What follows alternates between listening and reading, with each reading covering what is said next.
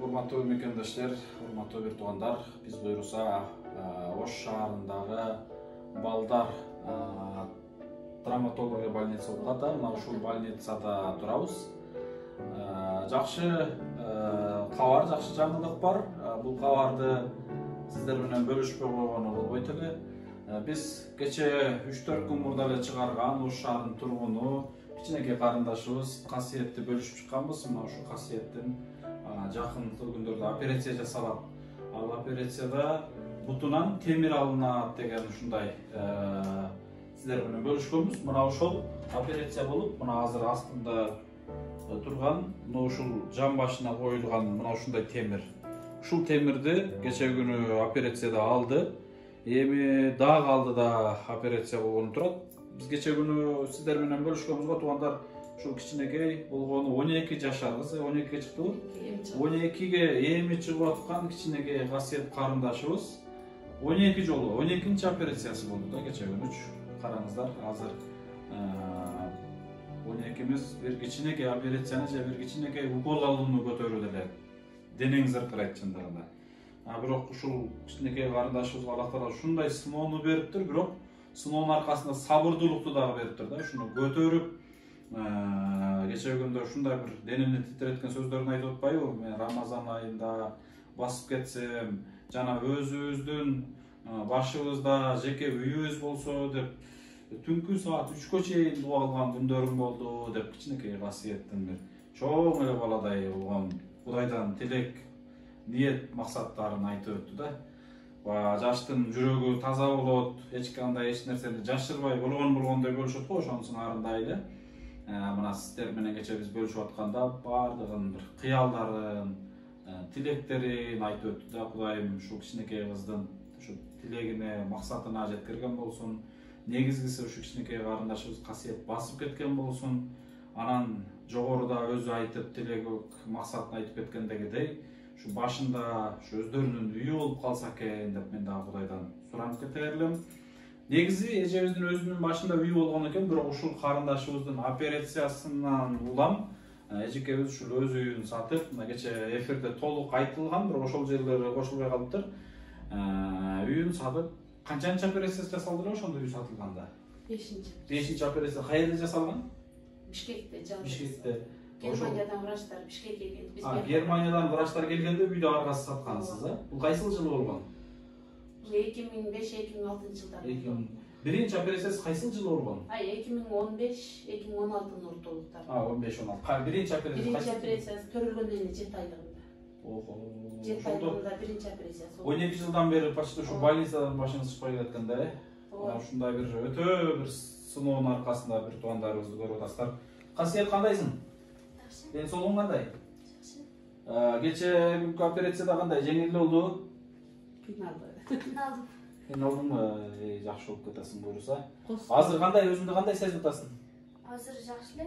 Жакшы эле. Жеңилдеп калдыңбы? Мындай ооруп айтабы? Ооруп атат, эми кыймылдасам ооруп кетет. Бирок мындай кичине темирди алгандан кийин кандай, мындай жеңилдик болобу экен? Бошоп калдыңбы? Ушул темир болгондочу, азыр күмбүркөлүп атпайбы эшикте? Күмбүркөлгөндө кадимкидей ооруй эле бутуң? Ооруйт эле. Ооруйт эле. Кудай бурса жакшы болуп кетет экен.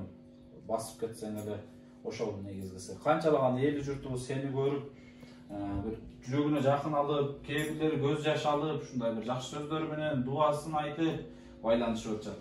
Ушундай бир элдин жүрөгүнөн бир орун алган бир өзгөчө кыз болдуң да. Буйруса жакшы болуп кетесиң, Сарсан болбо. Ыйлабадыңбы? Ыйлабадым. Почти ыйлабады.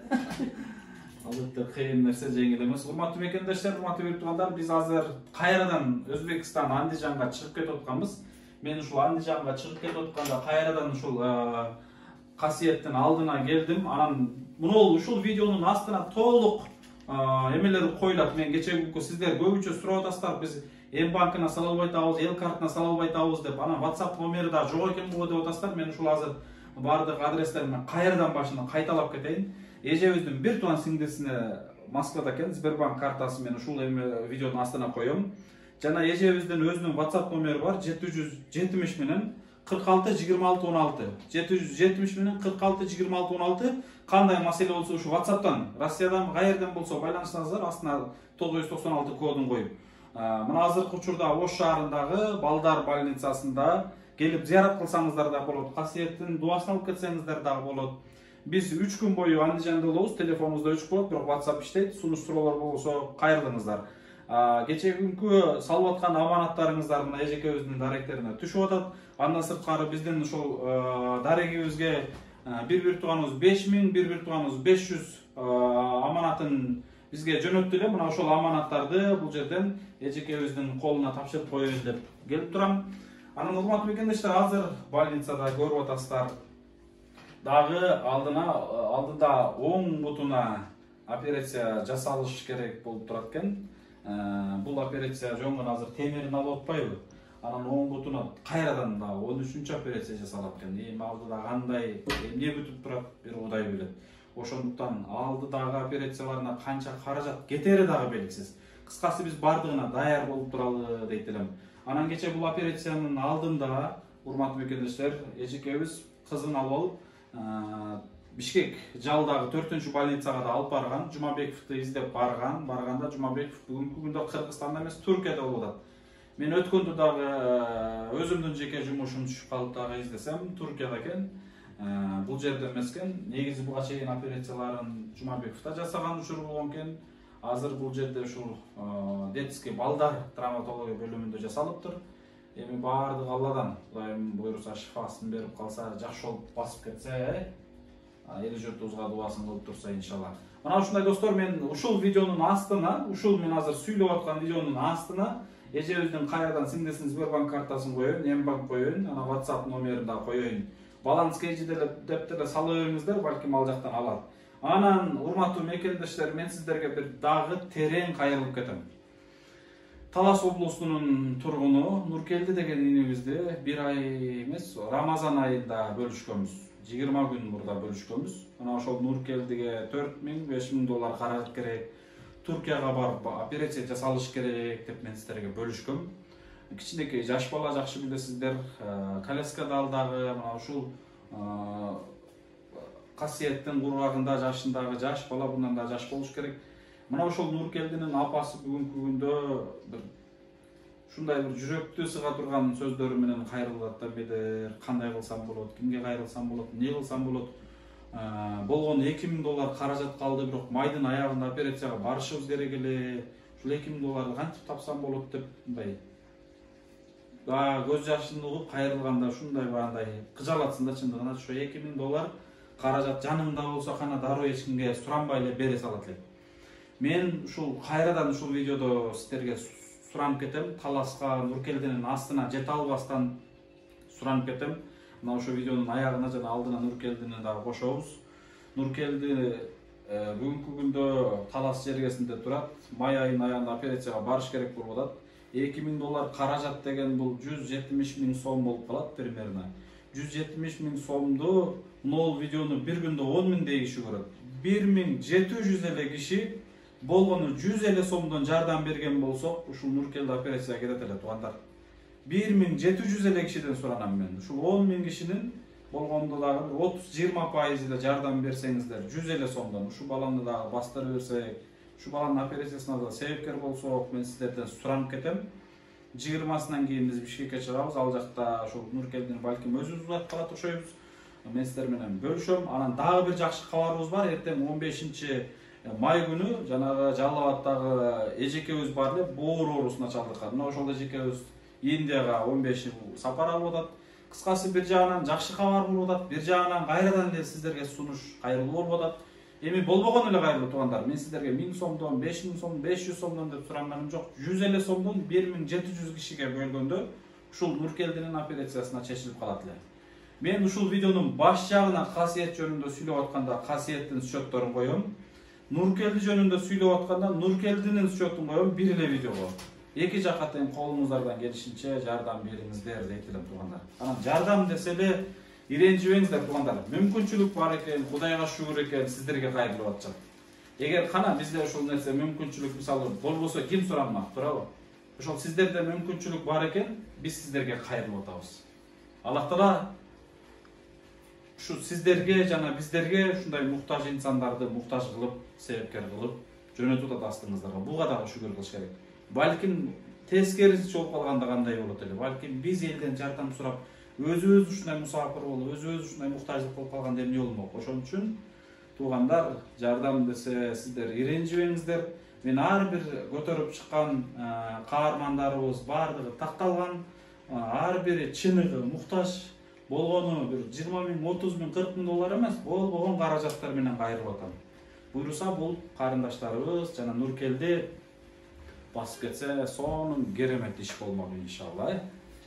Mana şunday buyursa amançılıktarda tuğandar görüşkönçö men bul karındaşımdagı basıp ketkenden sizler menen sonun bir interview alaylı. Hazır kiçinekey karındaşımız ооруп atkanda janın kıynabaylı. Kıskası kança saattan beresi oldu geçe günü? 1,5 saat. Option narkoz aldı da. Hazır vraçlar ne dedi hazır? Hazır vraçlar hem mınal putunun jaratıp bütsün, nemesi aябай çoң kesildi deydi. Себеби темир талыш аябай кыйын болду. Жаратын чоңураак кесип алдык дейт анан. Ушул жаратып бүтсө, бияк путун бияка тарттырып бир гипс кылып көрөлү, эгер болбосо, мына тизеден дагы жамбаштан да кайра унтуш керек. Кайра жасалды. Hazır belki bu özüne gelip kalır mı? Bu putu hazır жақшы özüne gelip atады. Бирок ушундай болгондо кыйнап атат да, биз бир жылга ушундан азыр темир алган путу сонун болуп турат. Анан биягын жасаганда кайра биягы ишеп кетип атат да. Нарк пут азыр эмне кылып ооп калганда, тизенин чачкасына аралап калган да. Чачка эмнедимиз мына жерде жүрүп да. Туанда мен азыр көрдүм, сиздерге бөлүшпөй эле коеюн. Жолукта да уялы. Ооба, туура айтасыз. Ошон үчүн Hazır ejebizden apasının sözünü uqtuğumuzda bir butu tüzdölüp geletkanda ele bir butun jasap koysa ikinci butunu ötüp ketip atatkan. Bu kanday olup bayağı bütün men de mындай başım jetpey kaldı. Kudaydan Allah Taala şifasını berim degen bolsa biz bütpөгөн жерден berip koyuşu mümkün.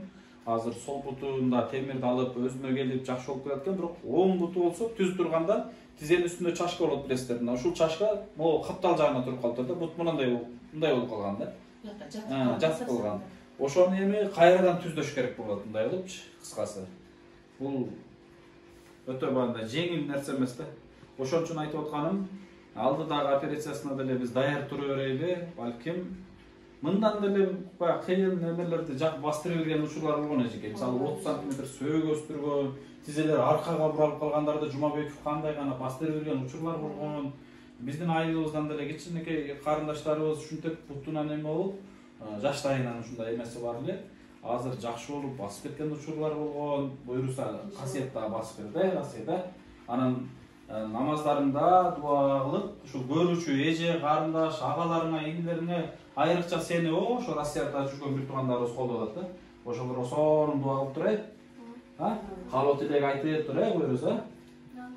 Sen basıp ketişinde mana şu eli jurtubuzdagy күтүп атат буюрса басып кетесиң, а? Элиңизге жакшы болуп кетсин, а? Анан мына кичинекей нерсе болсо дагы эме алып коюптур, а?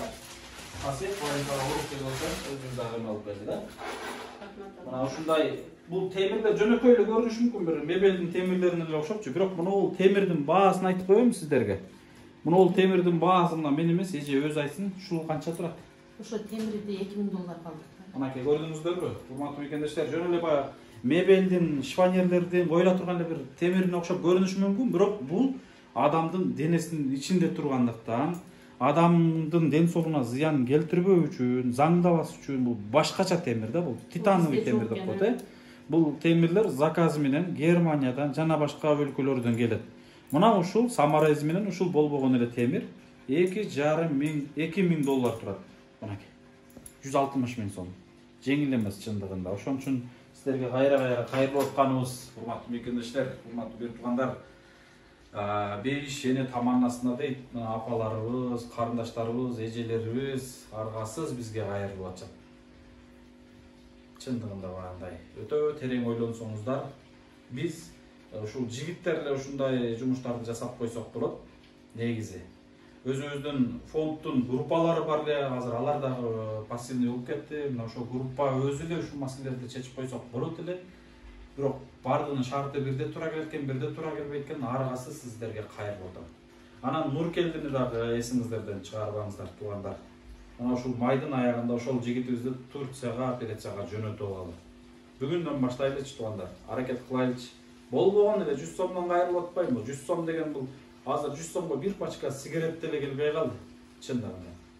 100 сомго мындай бир күндүк тамагыңды бир бурчуна эле кичине мындай экономдоп койсок, бир адам басып кетет, бир адам жакшы болуп кетет туугандар. Көп түкүрсөгөр болот, көп төшөлү. Бардыгыбыз биригеле ушундай иштерге себепкер болойлу. Рахмат барыңыздарга. Тынч болуңуздар, аманчылыктарда көрүшкөнчө. Мен видеонун астына дагы бир жолу айтып кетем.